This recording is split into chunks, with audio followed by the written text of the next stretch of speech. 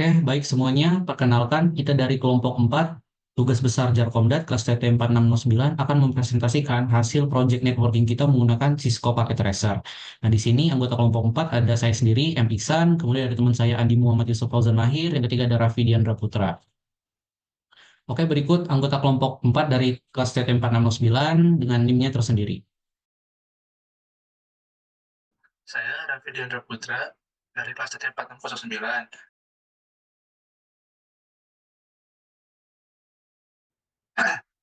Yang nomor satu, menghitung subnet address dari setiap masing-masing divisi. Terus, nah, dari sini ada menggunakan metode VLSM.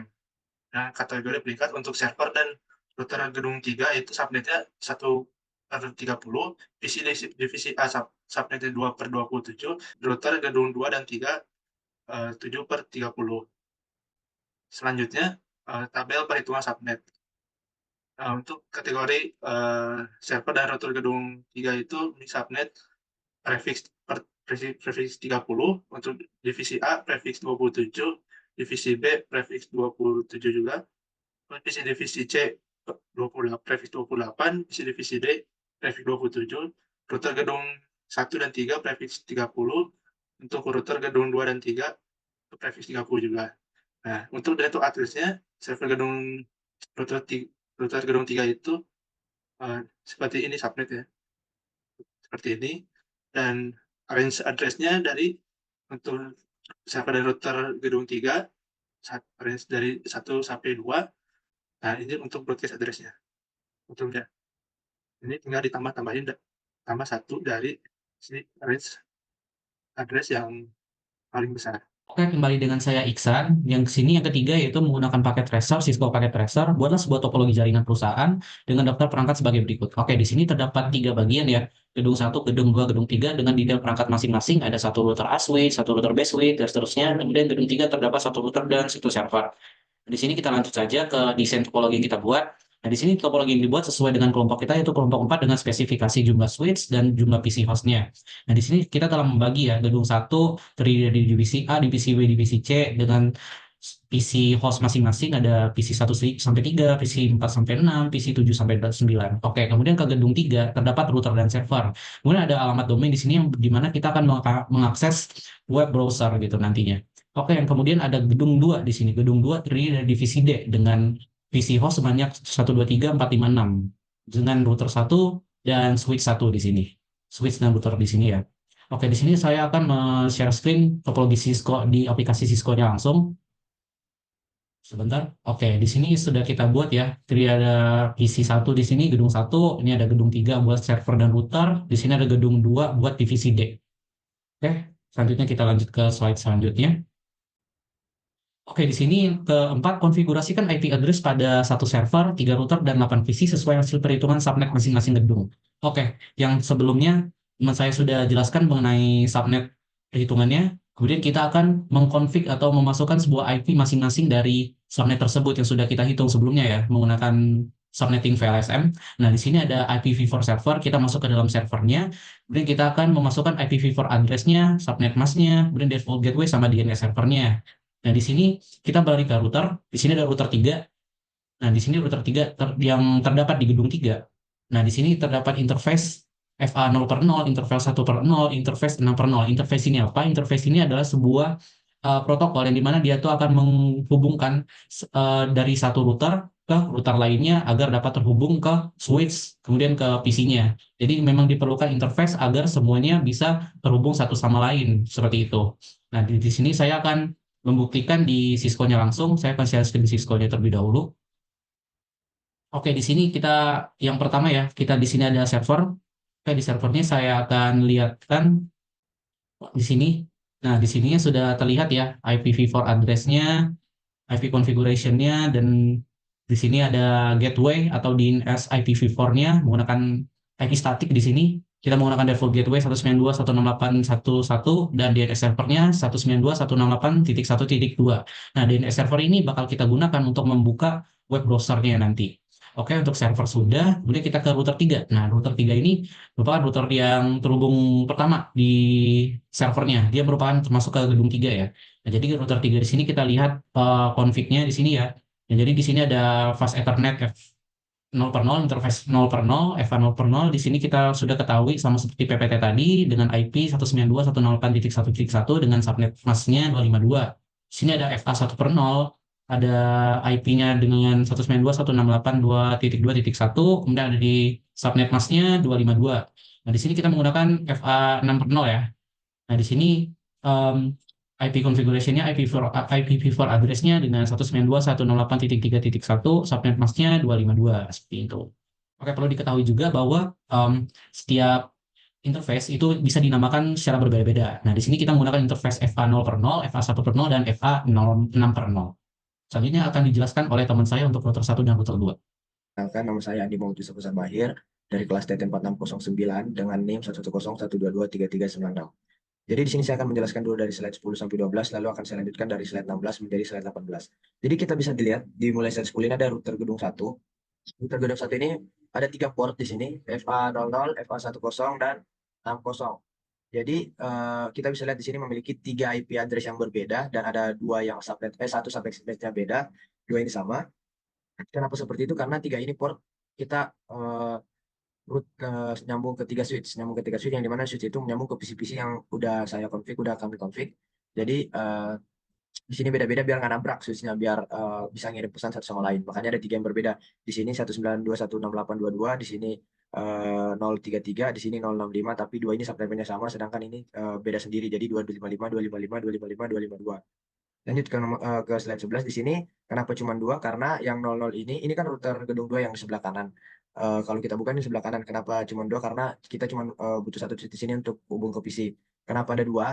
Sorry. Karena yang 0 ini tuh menuju ke router yang ada di tengah di gedung 3 ini. Terus itu buat nyambung ke situ dan router itu nyambung ke router yang ini. Dari router ini ke router yang interface-nya FA10 buat menuju ke PC. Jadi kenapa ada dua itu karena begitu. Ini juga hampir sama dengan router yang tadi, cuman bedanya dia 3.2 dan subframe-nya tetap sama 252. Nah, ini nyambung ke router. Terus yang nyambung ke PC itu 0.1 terus tetap memakai 224. Nah, yang ada di 12 ini adalah hasil ping dari kita. Saya udah coba ping, akan saya lihatkan secara langsung. Divisi A ke divisi B. Divisi A-nya ada sebelah sini, divisi B-nya di sini. Coba saya lihat. Waktu itu saya pakai 192, 168, 066. Kita copy dulu. Coba kita ping dari sini. Eh, ping 192.168.0.66. Jadi berhasil ya, berhasil tersambung ke divisi A ke divisi B. Dan seterusnya, semuanya sudah bisa Pak. Cuman mungkin saya tidak akan memperlihatkan semuanya karena durasi juga takutnya kelebihan. Divisi A ke divisi C berhasil, A ke D, dan A ke server semuanya berhasil. Ini dijamin berhasil karena saya udah meneliti semuanya dan kita juga udah coba sama-sama, ini udah pasti berhasil. Oke, kembali dengan saya Iksan. Nah, selanjutnya setelah teman saya mengeping dari PC divisi A ke divisi lain, selanjutnya kita lanjut ke PC divisi B ke divisi lain ya. Nah, di sini sudah terlihat screenshot yang telah kita coba sebelumnya, B ke A, B ke C, divisi B ke D, B ke server. Nah, di sini aku akan mencobanya langsung di Cisco-nya. Oke, di sini kita bakal divisi B menggunakan PC 4. Nah, di sini langsung aja kita ke command prompt, langsung aja kita ping ping IP divisi A dulu, kita ke divisi A dulu, B ke A 192.168.0.3. Set. Oke, di sini berhasil ya. Langsung kita kontrol C aja untuk mempercepat waktu. Terus kita divisi B ke divisi C dengan IP ping 192.168.0.96. Oke, di sini berhasil. Langsung kita kontrol C saja. Terus kita bakal ngeping dari PC divisi B ke divisi B dengan IP ping 192.168.0.0. Oke, langsung kita ping. Set. Oke, di sini status pingnya berhasil ya teman-teman. Kita balik lagi ke PPT-nya. Nah, di sini kita, oh ya, kita coba divisi B ke server. Kita balik ke Cisco-nya. Kita coba ya dari PC divisi B ke server. 68 titik server titik 1.0 ya guys. Titik 0. Oke, pingin server. request time out. Oke, terdapat reply dengan baik seperti ini guys ya, send yang 4, receive 3, loss-nya 1. Oke, selanjutnya kita bakal langsung ke slide-nya lagi. Nah, di sini terdapat ping divisi C ke A sama seperti tadi caranya guys. Ini merupakan bukti dari hasil ping kita. Terus ada selanjutnya itu divisi A ke divisi yang lain. Ini merupakan bukti screenshot juga dari hasil percobaan kita tadi. Jadi saya akan lanjut menjelaskan di slide 16 ini. Ini ada akses server domain via web browser. Ini hasilnya dan cara ini sangat gampang. Jadi saya sisa masuk ke server. Kemarin saya udah lakuin ini. Terus ke bagian service, terus ke HTTP. Kita masuk ke edit, dihapus. Nah, sebenarnya ada codingan aslinya. Terus dihapus, HTML aslinya ada. Terus hapus, terus kita ganti ini. Halo, selamat datang di kelompok 4. Saya ganti jadi halo, selamat datang di kelompok 4. Dan saya tambahkan ada Fauzan saya sendiri, dan Ihsan, dan Raffi, teman kelompok saya. Terus habis itu, kalau mau dicek, bisa kita buka PC, terserah PC yang mana. Kita running web browser, lagi loading. Memang kalau loading web browser itu rada lama ya, dari semenjak saya masih SMK juga buka web browser itu emang lama. Nah, kita masukkan tadi IP address-nya terus kita enter. Keluar hasilnya. Halo sobat tinggal lompat, ada Fauzan, Ihsan, dan Raffi. Selanjutnya, ini adalah routing table router gedung 1. Saya bukakan juga di gedung 1. Bagian CLI-nya. Ini sudah semua. Sama yang slide selanjutnya 18. Ini router gedung 2, routing table-nya.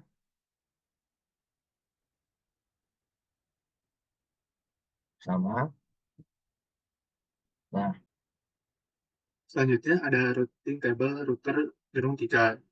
Bisa kita lihat di sini, routing table dari setiap router itu sudah sangat sesuai. Nah, bisa dilihat sini ada tanda S, yaitu kita statis, dan C itu sudah connect. Selanjutnya ada ARP table 3 buat switch di gedung 1. Nah, bisa kita lihat di sini di gedung 1 maupun switch 0, switch 1 maupun switch 2, ini MAC address-nya bersifat dinamik. Nah, MAC address sifat dinamis itu merupakan fitur yang fitur yang digunakan untuk meningkatkan privasi dan keamanan dengan mengubah alamat MAC perangkat secara berkala. Nah, MAC address sendiri yang bersifat dinamis ini ditandai oleh kemampuannya untuk berubah-ubah atau berganti-ganti secara berkala. Bisa dilihat juga seperti ARP table 1, switch gedung 2, atau di gedung 2 di switch 3 itu sama juga MAC address-nya bersifat dynamic.